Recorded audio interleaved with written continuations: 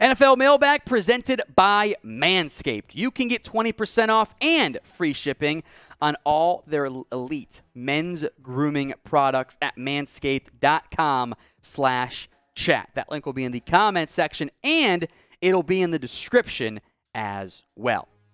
Mailbag time here, answering all your questions. First one coming in from Mark Jones. Did anyone see the video of Dave Chappelle getting tackled by a fan who ran on stage? Yeah, we did, but this is NFL, so we'll skip that one. All right, Vince, will there be a running back with a first-round grade in next year's draft class? Yeah, I think Bijan Robinson will, and I wouldn't sleep on some transfer kids. Jamar Gibbs, Georgia Tech to Bama, he's awesome. I think Zach Evans is a good football player. I don't know if he gets a first-round grade, but I'm a big Bijan Robinson fan. No running back taken in round 1 this year. Robinson could get back on track from that standpoint. From Darren, then we'll get to some super chats here. What is your opinion on Seattle's 2022 draft class?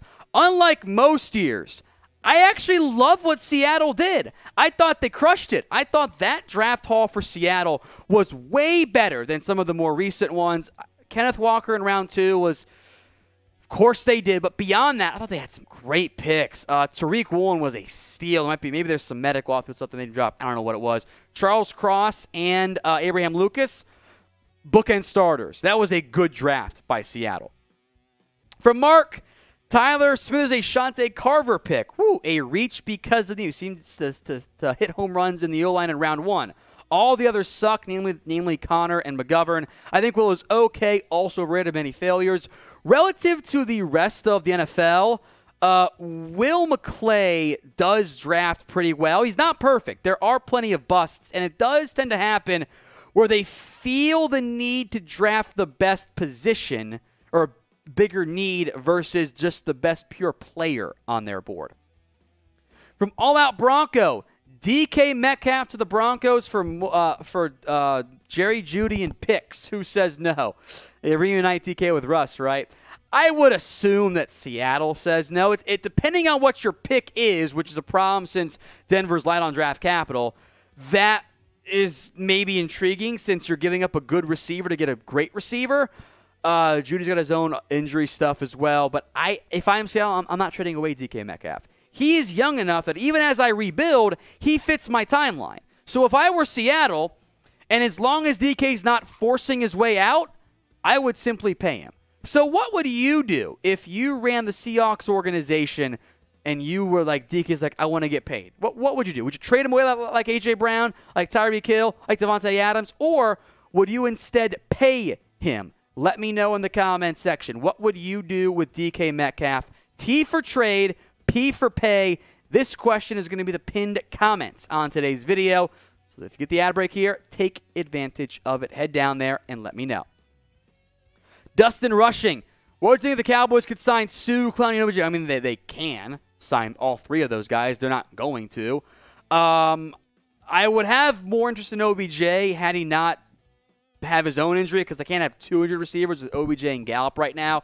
Clowney, again, that's out of their typical budget, but they added D. Williams. They don't have a huge need there. Ndamukong Suh, sure, let's ride. They can cut Carlos Watkins today.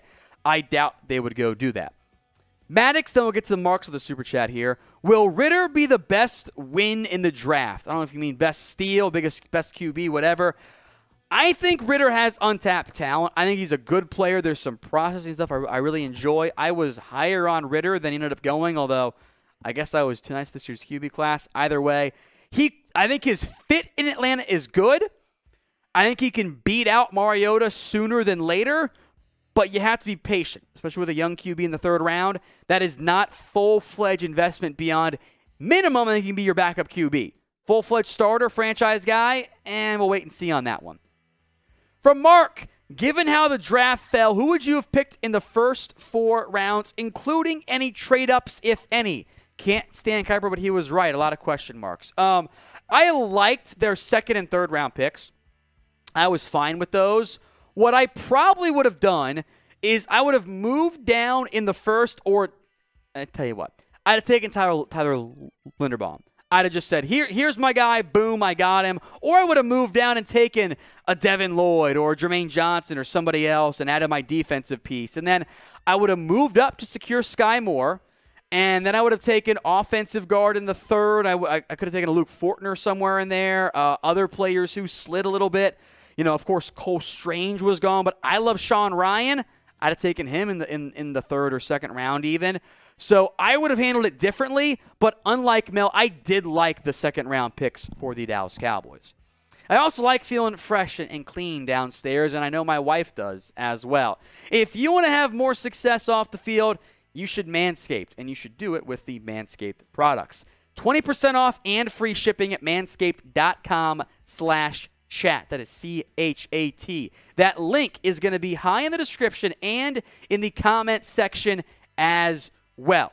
So go check it out today, the best men's grooming products on the internet. Cameron Christie, best fits for Tretter.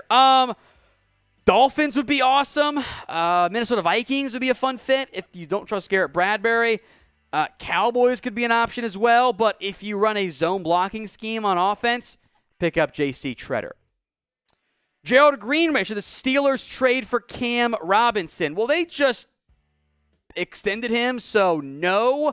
I don't think the Steelers would go out and trade for Cam Robinson. I don't see that being a valid possibility. The big, offensive line names have kind of disappeared by that standpoint there, but I don't think Robinson makes a lot of sense since they did just pay him. From Saji Gulti, probably got that wrong. Galati, thank you, Jeff. Where will Deebo go, or will he get an extension? I would simply give him an extension. He's an awesome football player. The Niners need him to win football games. They get better if they keep him on the roster. So I would just approach it as I want to have him on my football team, and I would keep him there and feel happy having a star receiver / running back, etc. Speaking of trades, a two-part ask for you guys on today's show. Shout out your favorite team and then name a player you want them to go trade for. Sound off for me in the comment section right now. Why Big Jordan? If you had to choose Golden Corral or Kenny Pickett, of the nicknames, Golden Corral is like 1,000 times better. That is a way, but you can't have Pickett as your nickname and be good. Of course, that's not Pickett's nickname. Of the two QBs, I like Pickett more. I think Corral might have some higher upside, but it's going to take him a while to get there, I think. From Dom Towney, what are the floor and ceilings for Coby Bryant, Tariq Woolen, Kenneth Walker, and Boye Mafe? Okay, the floor is they all suck, right? Like, Coby Bryant and Tariq Woolen are not quick enough. They get burnt on short routes and just are not comfortable at corner. Kenneth Walker can't catch, and Boye Mafe, doesn't develop as a pass rusher, so they all stink. The ceilings are, I think Tariq Woolen can be a CB2, potentially. Maybe has the traits to be more than that. I think Coby Bryant's in a similar mold. Woolen, the very, very tippy top, is even higher, but he went later, so that has to be factored in. Kenneth Walker becomes your featured back, and he's a better version of Chris Carson. And Boye Mafe grows into being in a really good edge, double-digit sack guy. Again, I like a lot of what Seattle did in this year's draft. If you want daily videos on the NFL, whether that's rumors, news, trades, draft, free agency, we got you guys covered. Hit that big red button and subscribe here on YouTube at youtube.com/chatsportstv. It is free, so all you got to do is subscribe right now. From Dale Webb Jr., the Chiefs sign Clowney. I'm going to go with no. I think edge is in a better spot for KC after spending a first-round pick on George Karlaftis. He'll be a day-one player for them. They did not double-dip in the draft, but first-round pick on Karlaftis and McDuffie was part of an awesome haul for KC. Ballistic 45. So the Giants trade Daniel Jones. They can, technically speaking, but A, who wants Daniel Jones? And B, what does that accomplish for the Giants? Tyrod Taylor's not their long-term guy. He's a career journeyman backup spot starter. I don't really believe in Daniel Jones, but unless you're going to go get Jimmy Garoppolo, which, okay, sure, I guess, or Baker Mayfield, you're not going to get that much better at QB. You might as well see what Daniel Jones can do with a bunch of playmakers on offense, with, in theory, an improved offensive line and a new play caller and offensive coaching staff. So you can if you want, but I'd probably just keep him and see if you can find improvement from what's been a pretty bad 2-year run, to be honest. So I want honest answers, especially from you Giants fans and Danny Dimes truthers out there. Where does Daniel Jones rank among NFL QBs? Let me know in the comment section right now. Andrew Mormon, Brian's brother. Who do the Eagles pick up for safety/CB2 now that Honey Badger went to New Orleans? Those are two different positions, so you need two guys, right? Like corner 2, how about if James Bradbury gets cut, you pick him up? Joe Hayden would be an awesome pickup there. You have Anthony Harris and Kevon Wallace. Do you give Kevon Wallace the reins? If not, I don't love a lot of the safeties that are out there, so maybe you monitor the trade market a little bit. Kind of feel like Philly's just going to kind of roll with what they have to an extent in the back end. JTH, who has the better team right now when fully healthy, Ravens or Bengals? It's a good question.